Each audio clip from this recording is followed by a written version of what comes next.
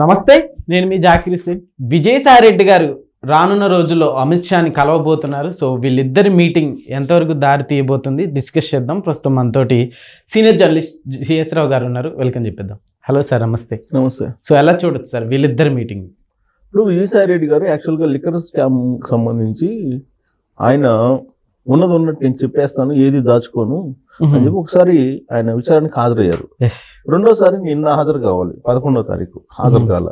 12వ తారీఖు హాజరు కమ్మన్నారు. 12వ తారీఖు కూడా ఇవాళ కూడా హాజరు కాల. నాకు అర్జెంట్ పనులు ఉన్నాయి, నేను తర్వాత హాజరవుతాను అని చెప్పి డేట్ చెప్పమంటే మళ్ళీ చెప్తాను డేట్ అని చెప్పారు. ఎవరికి? సిట్కి చెప్పి ఆయన ఒక భగవద్గీతల శ్లోకాన్ని ట్వీట్ చేశారు. ఏంది ఆ శ్లోకం యొక్క తాత్పర్యం? కర్మ ఎవరిని వదలదు, అలా అని చెప్పేసి కర్మ చేయకుండా ఉండకూడదు అని ఒక ట్వీట్ చేశాడు. ఓకే, అంటే దాంట్లో అర్థం ఏంటి అనేది అందరూ ఇప్పుడు ఎదుగుతున్నారు. అసలు ఎందుకు చేశారు ఈ భగవద్గీతలో ఈ శ్లోకాన్ని ట్వీట్ ఎందుకు చేశారు? దాని తాత్పర్యం కూడా కిందనే ఉంది కదా, తాత్పర్యం కూడా పెట్టారు. ఏం తాత్పర్యం అని? అది కర్మ ఎవరిని వదలదు, అలా అని చెప్పి కర్మ చేయకుండా ఉండకూడదు, కర్మ చేయాలి, ఇది ఆయన చెప్పింది. అంటే దాని అర్థం ఏంటి? కర్మ ఎవరిని వదలదని అంటే ఎవరి గురించి వాళ్ళు ఆయన వ్యాఖ్య చేశారు? ఇప్పుడు జైల్లో ఉన్నటువంటి లిక్కర్ స్కామ్లో 10 మంది సుమారుగా ఉన్నారు. ఎవరెవరు? చివరెడ్డి భాస్కర్ రెడ్డి, ధనంజయ రెడ్డి, వెంకటరామరెడ్డి, కృష్ణమోహన్ రెడ్డి, వెంకటరామరెడ్డి, కృష్ణమోహన్ రెడ్డి, బాలాజీ గోవిందప్ప, ఇలాంటి వాళ్ళందరూ ఉన్నారు. వాళ్ళ గురించి అన్నారా అని అంటే యాక్చువల్గా ఆయన కోపం ఉంది ఎవరి మీద? జగన్మోహన్ రెడ్డి గారి మీద కాదు, జగన్మోహన్ రెడ్డి గారి చుట్టూ ఉన్న కోటరీ మీద. ఆ కోటరీ ఎవరంటే ఆ కోటరీలో ఉన్న వాళ్ళని జైల్లో ఉన్నారు. ఇప్పుడు ఆయన చెప్పిన కోటరీ జైల్లో ఉన్నారు. కాబట్టి కర్మ ఎవరిని వదలదు అని అంటే వాళ్ళ గురించి ఏమన్నా ఈయన చెప్పుకుంటారు. అలా అని చెప్పి కర్మ చేయకుండా ఉంటామా అంటే చెయ్యాలి, ఎవరు చేయాల్సిన పని వాళ్ళు చేయాలి అనేది అర్థం దాంట్లో. అంటే ఈయనేదో మళ్ళీ చేయబోతున్నాడు, నేనేదో చేయబోతున్నానని ఒక ఇండికేషన్ ఇచ్చినట్టు అనిపించింది. అది ఒక్కొక్కరికి ఒక్కో రకంగా అర్థమవుతుంది అది. ఓకే, ఏం చేస్తారు ఆయన? యాక్చువల్గా ఆయన వైఎస్ఆర్ కాంగ్రెస్ పార్టీకి రాజీనామా చేశారు, రాజ్యసభకు కూడా రాజీనామా చేశారు. చేసిన తర్వాత ప్రెస్ మీదకి వచ్చి ఏం చెప్పాడు?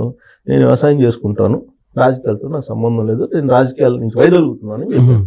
ఓకే, ఆ మాట చెప్పినప్పటికి కూడా ఆయన ఎక్కడా కూడా రాజకీయాలకు దూరంగా ఉన్నట్టు కనిపించట్లా. కేంద్ర మంత్రులు వస్తే వాళ్ళని కలుస్తున్నాడు, అప్పుడప్పుడు ట్వీట్లు పెడుతున్నాడు, రాజకీయపరమైన ట్వీట్లు ఇండైరెక్ట్గా. మరి రాజకీయాలను వదిలిపెట్టారా? వదల్లా. ఒక్కసారి రాజకీయానికి అలవాటు పడిన వాళ్ళు, ప్లస్ రాజకీయ లబ్ధి పొందినటువంటి వాళ్ళు, లేదంటే రాజకీయంగా హోదాని అనుభవించినటువంటి వాళ్ళు మళ్ళీ తనుజాలించేంత వరకు రాజకీయాన్ని వదిలిపెట్టరంట. అంత రాజకీయం అనేది కిక్కిస్తుంది అని చెప్పి అంటారు. ఓకే, సో కాబట్టి ఆయన ఏదో వ్యవసాయం చేసుకుంటానని చెప్పినంత మాత్రాన ఆ రోజే ఎవరు నమ్మలా. ఈయన చెప్పేది నమ్మడానికి లేదు, ఇతరన్నీ అలానే చెప్తాడు, ఇతను చెప్పేది ఒకటి చేసేది ఒకటి అనేది ఆయన మీద సోషల్ మీడియాలో అప్పట్లోనే చాలా కామెంట్స్ వచ్చాయి. అయితే ఇదే సేమ్ డైలాగు ఒక 4 రోజుల క్రితం అమిత్ షా గారు అన్నారు. రాజకీయాల నుంచి విరమించుకున్న తర్వాత వ్యవసాయం చేసుకుంటాను, వ్యవసాయం చేసుకొని నేను శేష జీవితాన్ని గడుపుతానని చెప్పి ఆయన ఒక కామెంట్ చేశారు. సో ఇద్దరు ఒకేలాగా ఎందుకు కామెంట్ చేశారు అబ్బా అని చెప్పి ఒక పెద్ద చర్చ. ఇద్దరు ఒకేలాగా ఎందుకు కామెంట్ చేశారు అంటే వీళ్ళిద్దరూ మాట్లాడుకున్నారా, లేకపోతే వీళ్ళిద్దరికి ఒక రకమైన ఆలోచనలు ఉన్నాయా, అసలు ఏంటి అనే దాని మీద చర్చ జరుగుతున్నటువంటి క్రమంలో విజయసాయి రెడ్డి గారు ఏమన్నా మళ్ళీ ఈ మధ్య కాలంలో కలిసారా అమిత్ షా గారిని అనే డౌట్ వచ్చింది. ఎందుకనంటే ఈ వ్యవసాయం చేసుకుంటాను రాజకీయాలు అనేది ఆయన అమిత్ షా గారు పవర్ఫుల్ పాలిటిక్స్ నడిపి ఆయన అన్నారని అంటే ఈ ప్రస్తావన విజయసాయి రెడ్డి గారు ఆయన చెప్పారా, ఇండైరెక్ట్ గా ఆయన ఏమైనా ప్రస్తావించారా అనేది ఒక సందేహం వస్తుంది. విజయసాయి రెడ్డి గురించి ఎందుకు ఇంత సీరియస్ గా మాట్లాడుకుంటున్నాం అని అంటే విజయసాయి రెడ్డి గారు బయటకు వచ్చిన తర్వాత వైఎస్ఆర్ కాంగ్రెస్ పార్టీ పరిస్థితి ఏంటి అనేది మనం చూస్తున్నాం. 2019 ఎన్నికలకు ముందు వరకు కూడా విజయసాయి రెడ్డి గారే కర్త కర్మ క్రియ అన్ని తానే చూసుకున్నారు వైఎస్ఆర్ కాంగ్రెస్ పార్టీని. జగన్మోహన్ రెడ్డి గారిని, జగన్మోహన్ రెడ్డి గారి సూట్ కేసు కంపెనీలని, జగన్మోహన్ రెడ్డి గారి ఆర్థిక లావాదేవీలని అన్నిటినీ ఆయనే చూసుకున్నారు. A1 గా జగన్మోహన్ రెడ్డి గారు ఉంటే A2 గా ఈయన ఉన్నారు. ఈయన తెలియకుండా ఏమీ లేదు అక్కడ. దాదాపు 3 దశాబ్దాలుగా వైఎస్ ఫ్యామిలీ గురించి మొత్తం అణువణువు తెలుసు. వాళ్ళకి సంబంధించిన ఆర్థికపరమైన మూలాలు ఏంటి, ఆర్థికపరమైన అంశాలు ఏంటి అన్ని సర్వం తెలుసు విజయసాయి రెడ్డి గారికి. సో అధికారంలోకి వచ్చిన తర్వాత ఈయన కూడా రాజ్యసభ పదవిని అనుభవించారు. పార్టీలో కూడా ఒక అత్యున్నత స్థానానికి నెంబర్ 2 పొజిషన్కి వెళ్ళిపోయారు.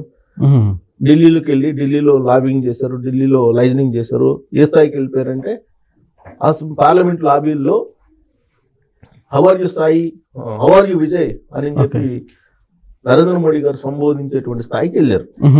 అంటే క్లోజ్నెస్ ఉంటేనే అలా మాట్లాడతారు కదా. పిఎంఓ ఆఫీస్లో ఈయనకి రాచమార్గం ఉండేది. పిఎంఓ ఆఫీస్లో నేరుగా వెళ్ళిపోయింది, స్వతంత్రత ఉందని.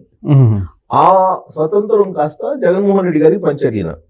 జగన్మోహన్ రెడ్డి గారు ముఖ్యమంత్రి అయిన తర్వాత 2019లో అమిత్ షా గారు కానీ లేదా నరేంద్ర మోడీ గారు కానీ అపాయింట్మెంట్ ఇవ్వాలి తొలి రోజుల్లో. దాదాపు చాలా సార్లు ట్రై చేశారు. ఒకసారి ఢిల్లీ కూడా వెళ్ళి వెనక్కి వచ్చిన సందర్భాలు కూడా 1-2 ఉన్నాయి.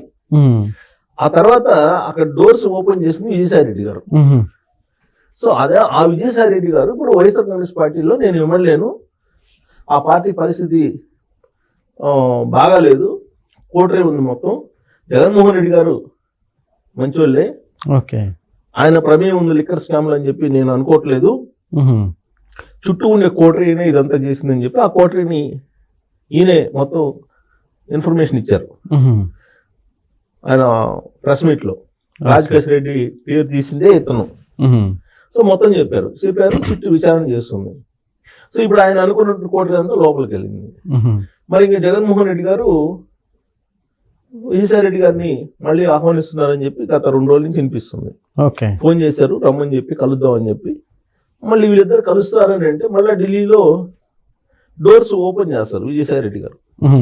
ఎందుకంటే అసలు వైఎస్ఆర్ కాంగ్రెస్ పార్టీకి రాజీనామా చేసినప్పుడు బీజేపీలో చేరడానికి చేశారు అని చెప్పేసి అనుకున్నారు. బీజేపీ వాళ్ళు చేర్చుకోవాలంటే వాళ్ళ కండిషన్ పెట్టారని చెప్పి ఢిల్లీ వర్గాల నుంచి అందింది అప్పట్లో సమాచారం. ఏంటి అని అంటే మీరు చంద్రబాబు నాయుడు గారి దగ్గర అనుమతి తీసుకోండి, చంద్రబాబు నాయుడు గారు ఓకే అంటే మేము తీసుకుంటాం అన్నట్టుగా వాళ్ళు ఏదో చెప్పారని చెప్పి తెలుస్తుంది. అందుకే ఈయన రహస్యంగా తెలుగుదేశం పార్టీ వాళ్ళని కలిశారు, అధిష్టానాన్ని కూడా కలిశాడు. కానీ చంద్రబాబు నాయుడు గారు అంత ఈజీగా విజయసాయి రెడ్డి గారిని నమ్మట్లేదు కాబట్టి అది హోల్డ్లో ఉంది. ఆయన ప్లేస్ లో రాజ్యసభగా వేరే వాళ్ళని కూడా ఎంపిక చేశారు. దీంతో ఆయన ఏమనుకున్నారు, బీజేపీలో చేరిపోతే బీజేపీ నుంచి రాజ్యసభ కావచ్చు మళ్ళీ అని చెప్పి అనుకున్నారు. కానీ అది నెరవేరలా. ఇప్పుడు ఏమవుతుంది, కేసులో విచారణ పిలుస్తున్నారు. ఆయన అనుకున్నది జరగలేదు రాజకీయంగా. కాబట్టి మళ్ళీ జగన్మోహన్ రెడ్డి గారి దగ్గరికి వెళ్తే బెటర్ కదా అనే ఆలోచన ఆయన వచ్చి ఉండొచ్చు. జగన్మోహన్ రెడ్డి గారు కూడా అందరూ జైల్లోకి వెళ్ళారు కదా, ఈయన బయట ఉన్నారు కదా, కాబట్టి ఈయన్ని మళ్ళీ దగ్గర తీసుకొని మళ్ళీ రాజకీయ వ్యూహాల్ని పదును పెట్టి మళ్ళీ అధికారంలో రావచ్చు అనేటువంటి అభిప్రాయం ఆయనకి ఉండొచ్చు. ఈయన కూడా అదే చెప్పారు. కోటరీ లేకపోతే కనుక జగన్మోహన్ రెడ్డి గారిని మళ్ళీ ప్రజలు ఆదరిస్తారనేటువంటి విషయం ఈయనే చెప్పాడు విజయసాయి రెడ్డి గారు.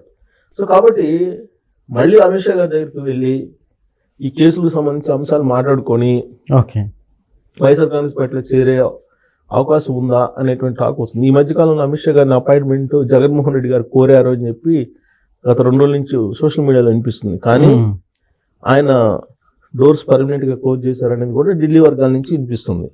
ఇలాంటి పరిస్థితుల్లో మళ్ళా వీళ్ళిద్దరు ఒకటైతే ఇంతకు ముందులాగా మళ్ళా ఢిల్లీలో డోర్స్ ఓపెన్ అవుతాయా అనేటువంటి చర్చ జరుగుతుంది. వ్యవసాయం అనేటువంటి పదం ఇద్దరు నోటి నుంచి వచ్చింది గట్ట అమిత్ షా గారు ఇటు సాయి రెడ్డి గారి దగ్గర నుంచి. వీళ్ళిద్దరూ రాజకీయాల గురించి మాట్లాడుకుంటారా అనే డౌట్ కూడా ఉంది. బట్ అక్కడ అంత ఎంట్రీ లేదని చెప్పి అంటున్నారు. సో ఈ క్రమంలోనే విజయసాయి రెడ్డి గారు జగన్మోహన్ రెడ్డి గారు మళ్ళీ త్వరలోనే కలిసే అవకాశాలు ఉన్నాయని చెప్పి అంటున్నారు. ఇప్పుడైతే లిక్కర్ స్కామ్ విచారణకైతే డుమ్మా కొట్టారు. మరి డుమ్మా ఎన్ని రోజులు కొడతారు? ఇప్పుడు 2 రోజులు వరుసగా డుమ్మా కొట్టారు. మరి సిట్టు ఒప్పుకుంటుందా? ఈలోపు చక్రం తిప్పుతారు విజయసాయి రెడ్డి గారు అనేది మనం చూడాలి. Okay sir, thank you.